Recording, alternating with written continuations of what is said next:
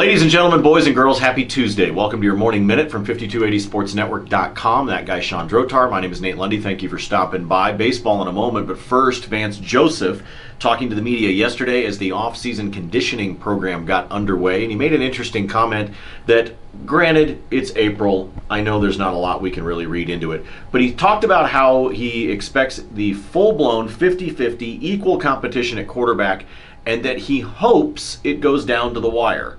I have a big problem with that statement, but let's start with you. Well, I understand some of this is coach speak. Every time the coach, they're not going to go and say, we really want player X, because then player Y ends up going, hey, what about me? So I understand why he says it. But your argument, Nate, of course, is that if you're waiting that long, then it's not that you have two great options, which is what Vance Joseph's trying to imply with Paxton Lynch and Trevor Siemian, but you don't have a clear option if it goes down to the wire. Yeah, if you have two options, then you don't have one.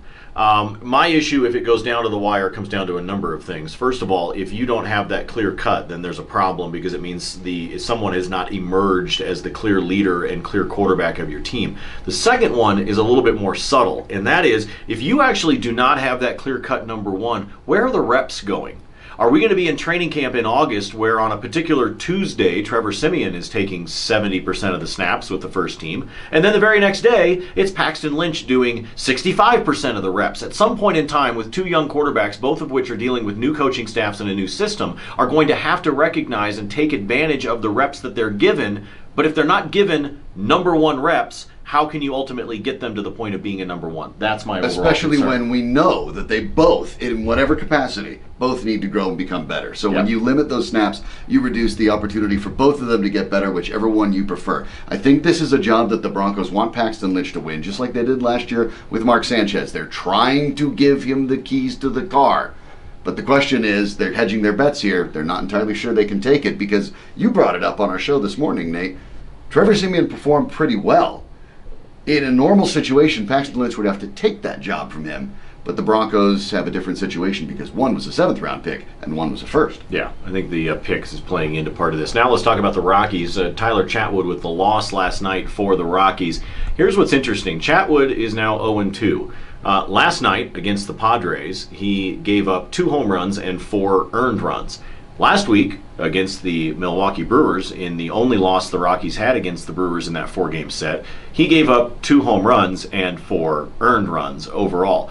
I'm very concerned, Shawn, that something is happening right around the 2nd or 3rd time Tyler Chatwood is facing these teams in their batting order, that whether it's predictability, something is happening here that is causing Tyler Chatwood these problems, and the Rockies need to fix it. Yeah, Chatwood is part of it. And let's not excuse, however, the Rockies offense, which seems to go in spurts. One night, about half the guys don't hit, the other night, half the other guys don't hit, but that's separate from the problem. They all kind of fit, but when it comes to Chatwood, and many of the Rocky starters, right now, John Gray, Chatwood, and Tyler Anderson, the top 3 starters have combined for 1 win total and have a combined ERA of 6.9. What you're seeing is pitching patterns early in the count that are a little problematic. Either they're missing their spots or they're becoming a little too predictable by getting into hitters' counts instead of getting into pitchers' counts. That's got to be fixed. On the bright side, that's part of the reason they changed managers from Walt Weiss to Bud Black, a guy that understands pitching. And the fact that we're seeing the same problem not only with Chatwood, but with the other pitchers in the rotation tells me that maybe that new voice is even more necessary than the Rockies may have thought. Well, you're dealing with only 2 starts, thankfully, which means you have a whole lot of season left to go. But those 2 starts look awfully similar for Tyler Chatwood, so they're going to have to find a solution there. And yes, the offense needs to get going. Why do I have this feeling that at some point in time, Cargo is just going to go ballistic in a game? Doesn't it feel like we're about due for that? Let's see if it happens tonight when they take on the Padres again with his boo on the mound.